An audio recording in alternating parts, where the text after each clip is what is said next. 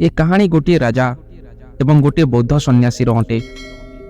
ରାଜା ତ ବହୁତ ଅଛନ୍ତି ଏବଂ ସନ୍ନ୍ୟାସ ମଧ୍ୟ ବହୁତ ଥାନ୍ତି, କିନ୍ତୁ ଏ ବୌଦ୍ଧ ସନ୍ନ୍ୟାସୀ ସଭିଙ୍କଠୁ ଅଲଗା ଥିଲେ। ତାଙ୍କ ନାମ ଥିଲା ବୌଦ୍ଧ ଧର୍ମ। ଏ କାହାଣୀର ଆରମ୍ଭ ଗୋଟିଏ ପରିଶାନ୍ତ ଥିବା ରାଜାଙ୍କଠୁ ଆରମ୍ଭ ହୁଏ। ରାଜା ତାଙ୍କ ମନକୁ ଶାନ୍ତ କରିବା ପାଇଁ ବହୁତ ପ୍ରକାରର ପ୍ରୟାସ କରନ୍ତି, କିନ୍ତୁ ତାଙ୍କ ମନ ସବୁବେଳେ ଅଶାନ୍ତ ଥାଏ। ସେ ରାଜା ତାଙ୍କ ରାଜ୍ୟର ବଡ଼ ବଡ଼ ବିଦ୍ୱାନଙ୍କୁ ଡାକି ତାଙ୍କ ଅଶାନ୍ତ ମନର ଉପାୟ ପଚରାନ୍ତି, କିନ୍ତୁ ସବୁ ବିଦ୍ୱାନ ଅଲଗା ଅଲଗା ପ୍ରକାରର ଉପାୟ କହନ୍ତି, ପରନ୍ତୁ କିଛି ବି ଉପାୟ ତାଙ୍କ ଅଶାନ୍ତ ମନକୁ ଶାନ୍ତ କରିପାରେ ନାହିଁ। ଗୋଟିଏ ଦିନ ଲୋକଟିଏ ଆସିଲା ଏବଂ ରାଜାକୁ କହିଲା କି, ମହାରାଜ, ଆପଣଙ୍କ ଅଶାନ୍ତ ମନକୁ କିପରି ଶାନ୍ତ କରିପାରିବେ, ତାର ଉପାୟ ଅଛି। ରାଜା ସେ କଥା ଶୁଣି ଖୁସି ହୋଇଗଲେ ଏବଂ ସେ ଲୋକଙ୍କୁ କହିଲେ କି, ଯଦି ମୋର ମନକୁ ଶାନ୍ତ କରିଦେବ ତ ତମେ ଧନରତ୍ନ ଯାହା ମାଗିବ ତାହା ଦେବି। ରାଜାଙ୍କ କଥା ଶୁଣି ସେ ଲୋକ କହିଲା କି, ମହାରାଜ, ଆପଣଙ୍କ ମନ ତ ମୁଁ ଶାନ୍ତ କରିପାରିବି ନାହିଁ, କିନ୍ତୁ ହଁ, ଗୋଟିଏ ଚମତ୍କାରୀ ସନ୍ନ୍ୟାସୀ ଅଛନ୍ତି ଯିଏ ଆପଣଙ୍କ ଅଶାନ୍ତ ମନକୁ ଶାନ୍ତ କରିଦେବେ। ଆପଣ ଯାଇକି ତାଙ୍କ ସାଥିରେ ସାକ୍ଷାତ କରନ୍ତୁ। ସେ କଥା ଶୁଣି ରାଜା ସେ ଲୋକଙ୍କୁ କହନ୍ତି କି, କେଉଁଠାରେ ମିଳିବେ ସେ ସନ୍ନ୍ୟାସୀ? ସେ ଲୋକଟି ରାଜାକୁ କହିଲା କି, ଏହିଠାରୁ କିଛି ଦୂରରେ ଗୋଟିଏ ଜଙ୍ଗଲ ଅଛି।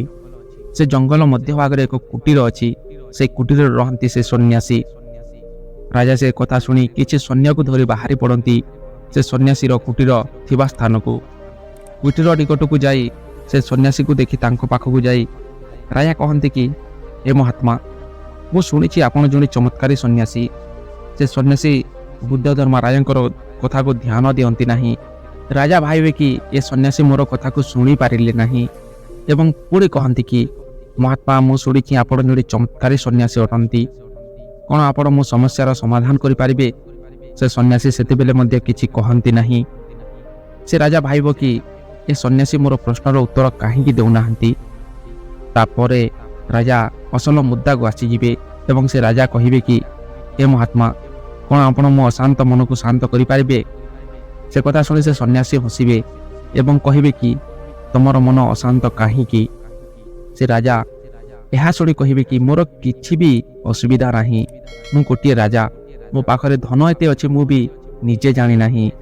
ସବୁ ପ୍ରକାରର ସୁଖ ସୁବିଧା ଅଛି। ପ୍ରଜାଙ୍କର ମନରେ ମୋ ପ୍ରତି ଭଲ ପାଇବା ଅଛି। ମୁଁ ଦାନ ଧର୍ମ ମଧ୍ୟ କରେ, କିନ୍ତୁ ଗୋଟିଏ ଜିନିଷ ନାହିଁ, ତାହା ମୋ ମନରେ ଶାନ୍ତି। ମୋ ମନ ସଦାବେଳେ ଅଶାନ୍ତ ରହେ। କ'ଣ ଆପଣ ମୋ ମନକୁ ଶାନ୍ତ କରିପାରିବେ? ମୁଁ ଆଶା ବାନ୍ଧିକି ଆପଣଙ୍କ ପାଖକୁ ଆସିଛି, କାହିଁକିନା ମୁଁ ସବୁ ପ୍ରକାରର ଉପାୟ କରିସାରିଛି। ଖାଲି ଆପଣ ମୋର ଶେଷ ଆଶା ଏବଂ ବିଶ୍ୱାସ ଅଟନ୍ତି। ସେ ସନ୍ନ୍ୟାସୀ କହନ୍ତି କି, ହଁ, ମୁଁ ତମ ମନକୁ ଶାନ୍ତ କରିପାରିବି। ସେ କଥା ଶୁଣି ରାଜା ଖୁସି ହୋଇଯାନ୍ତି ଏବଂ କହନ୍ତି କି, ମୁଁ କ'ଣ କରିବି ମନକୁ ଶାନ୍ତ କରିବା ପାଇଁ? ସେ ରାଜାଙ୍କ କଥା ଶୁଣି ସନ୍ନ୍ୟାସୀ କହନ୍ତି କି, କାଲି ସକାଳେ ତୁମେ ମୋ ପାଖକୁ ଏକୁଟିଆ ଆସିବ ଏବଂ ହଁ, ଗୋଟିଏ କଥା, ତୁମ ଅଶାନ୍ତ ମନକୁ ନେଇକି ଆସିବ, ରାଜମହଲରେ ଛାଣିବ ନାହିଁ। ରାଜା ଏକଥା ଶୁଣି ଚମକି ଯାଆନ୍ତି ଏବଂ ପୁଣି କହନ୍ତି କି, ଆପଣ କ'ଣ କହିଲେ ଦୟାପୂର୍ବକ ଆଉ ଥରେ କହନ୍ତୁ। ସେ ସନ୍ନ୍ୟାସୀ ପୁଣି କହିବେ କି, ହେ ରାଜନ, କାଲି ସକାଳେ ଏକୁଟିଆ ଆସିବ, ତୁମ ଅଶାନ୍ତ ମନକୁ ସାଥିରେ ଧରିକି ରାଜମହଲରେ ଛାଣି ଆସିବ ନାହିଁ। ସେ କଥା ଶୁଣି ରାଜା ଭାବିବେ କି ଏ ସନ୍ନ୍ୟାସୀ କ'ଣ ପାଗଳ ନୁହେଁ ତ? କିନ୍ତୁ ରାଜା କରିବେ କ'ଣ? ତାଙ୍କ ଶେଷ ଉପାୟ ତ ସେ ସନ୍ନ୍ୟାସୀ। ରାଜା କିଛି ଉପାୟ ନ ପାଇ ଭରି ତାଙ୍କ ରାଜମହଲକୁ ଚାଲିଗଲେ।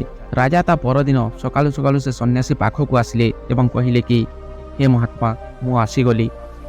ସେ ସନ୍ନ୍ୟାସୀ ସେ ରାଜାଙ୍କୁ ଦେଖି କହେ କି, ତମେ ତ ଆସିଗଲ, କିନ୍ତୁ ତୁମ ଅଶାନ୍ତ ମନ କୁଆଡ଼େ ଗଲା?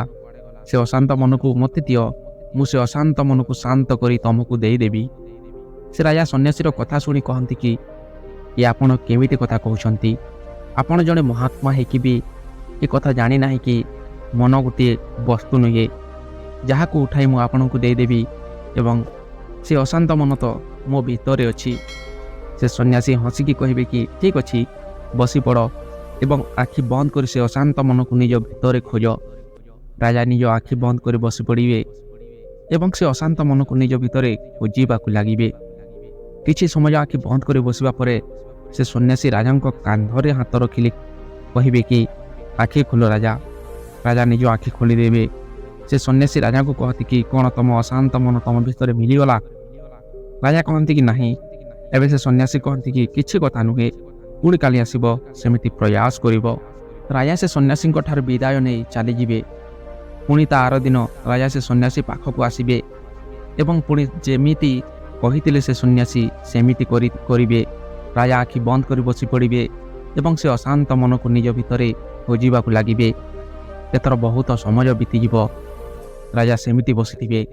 ଏଥର ବି ସେ ସନ୍ନ୍ୟାସୀ ରାଜାଙ୍କ କାନ୍ଧରେ ହାତ ଦେଇ କହିବେ କି, ଆଖି ଖୋଲ ହେ ରାଜନ, କ'ଣ ଆଜି ତୁମ ଅଶାନ୍ତ ମନ ମିଳିଗଲା? ରାଜା ଆଖି ଖୋଲି କହିବେ କି, ବହୁତ ଶାନ୍ତ ଶିଷ୍ଟରେ କହିବେ, ନାହିଁ ମହାତ୍ମା, ମୁଁ ପାଇଲି ନାହିଁ। ସନ୍ନ୍ୟାସୀ କହନ୍ତି କି କିଛି କଥା ନୁହେଁ, ଆଜି ପାଇଁ ଏତିକି ପର୍ଯ୍ୟାପ୍ତ ଅଟେ, ପୁଣି କାଲି ଆସିବ। ଆସିବା କାଲି ପୁଣି ରାଜା ଆସନ୍ତି ଏବଂ ସେ ସନ୍ନ୍ୟାସୀ ଯାହା କହିଥିଲେ ସେମିତି କରନ୍ତି। ଆଖି ବନ୍ଦ କରି ବସି ପଡ଼ନ୍ତି ନିଜ ଅଶାନ୍ତ ମନକୁ ଖୋଜିବା ପାଇଁ। ଏଥର ସେ ସନ୍ନ୍ୟାସୀ ରାଜାଙ୍କ କାନ୍ଧରେ ହାତ ରଖିଲେ ନାହିଁ, ରାଜାକୁ ସେମିତି ବସିବାକୁ ଦିଅନ୍ତି। ବହୁତ ସମୟ ବିତିଯାଏ। ସେ ସନ୍ନ୍ୟାସୀ ମଧ୍ୟ ସେ ରାଜାଙ୍କ ପାଖରେ ବସି ପଡ଼ନ୍ତି। ପୁରା ଦିନ ବିତିଯାଏ, ପୁରା ରାତି ବିତିଯାଏ, କିନ୍ତୁ ରାଜା ଏକ ଚିତ୍ତରେ ଆଖି ବନ୍ଦ କରି ନିଜ ଅଶାନ୍ତ ମନକୁ ଖୋଜୁଥାନ୍ତି। ତା ପରଦିନ ସକାଳେ ସେ ରାଜାଙ୍କ ଆଖି ଖୋଲିଲା ଏବଂ ଯେମିତି ସେ ରାଜାଙ୍କ ଆଖି ଖୋଲିଲା, ସେ ରାଜା ନିଜ ମୁଣ୍ଡକୁ ସେ ବୁଦ୍ଧ ଧର୍ମ ବା ସେ ସନ୍ନ୍ୟାସୀଙ୍କ ପାଦରେ ରଖିଦିଅନ୍ତି ଏବଂ କହନ୍ତି କି, ହେ ମହାତ୍ମା, ମୁଁ ମୋର ଅଶାନ୍ତ ମନକୁ ତ ପାଇଲି ନାହିଁ, କିନ୍ତୁ ହଁ, ମୋର ଆତ୍ମା, ଶରୀର ଏବଂ ମନ ଶାନ୍ତିରେ ଭରିଗଲା ଏବଂ ମୋ ମନ ଶାନ୍ତ ହୋଇଗଲା। ଯାହାକୁ ମୁଁ ଏତେ ଖୋଜୁଥିଲି, ବହୁତ ପ୍ରକାରର ପ୍ରୟାସ କରିଥିଲି ପାଇବା ପାଇଁ, ସେ ଶାନ୍ତି ମୋ ଭିତରେ ଥିଲା। ବନ୍ଧୁଗଣ, ସେ ରାଜାଙ୍କ ପରି ଆମେ ବି ନିଜ ଶାନ୍ତ ମନକୁ ବାହାରରେ ଖୋଜିଥାଉ। କିଏ ଟଙ୍କାରେ, ତ କିଏ ଗାଡ଼ିରେ, ତ କିଏ ଅନ୍ୟ ପ୍ରକାର ମାଧ୍ୟମ ଦେଇ ଖୋଜିଥାଏ। ହେଲେ ଆମେ ତାକୁ ପାଇବା ତ ଦୂରର କଥା, ଅନୁଭବ ମଧ୍ୟ କରିପାରୁନାହୁଁ। ଯଦି ସେ ଅଶାନ୍ତ ମନକୁ ନିଜ ଭିତରେ ଖୋଜିବାକୁ ଆରମ୍ଭ କରିଦେବା, ତ ରାଜାଙ୍କ ଭଳି ସେ ଶାନ୍ତ ମନକୁ ସରଳ ଉପାୟରେ ପାଇପାରିବା। ଖାଲି ଦରକାର ତ ଟିକିଏ ପ୍ରୟାସ, ଇଚ୍ଛା ଶକ୍ତି ଏବଂ ବିଶ୍ୱାସ। ଏ କାହାଣୀଟି ଭଲ ଲାଗିଥିଲେ ଗୋଟିଏ ସେୟାର ଏବଂ ଗୋଟିଏ ଲାଇକ୍ କରନ୍ତୁ ଏବଂ ଭିଡ଼ିଓଟି କେମିତି ଲାଗିଲା କମେଣ୍ଟରେ ଜଣାନ୍ତୁ। ଯଦି ଚ୍ୟାନେଲରେ ନୂଆ ଅଛନ୍ତି ତ ସବସ୍କ୍ରାଇବ୍ଟେ କରିଦିଅନ୍ତୁ। ନମୋ ବୁଦ୍ଧାୟ।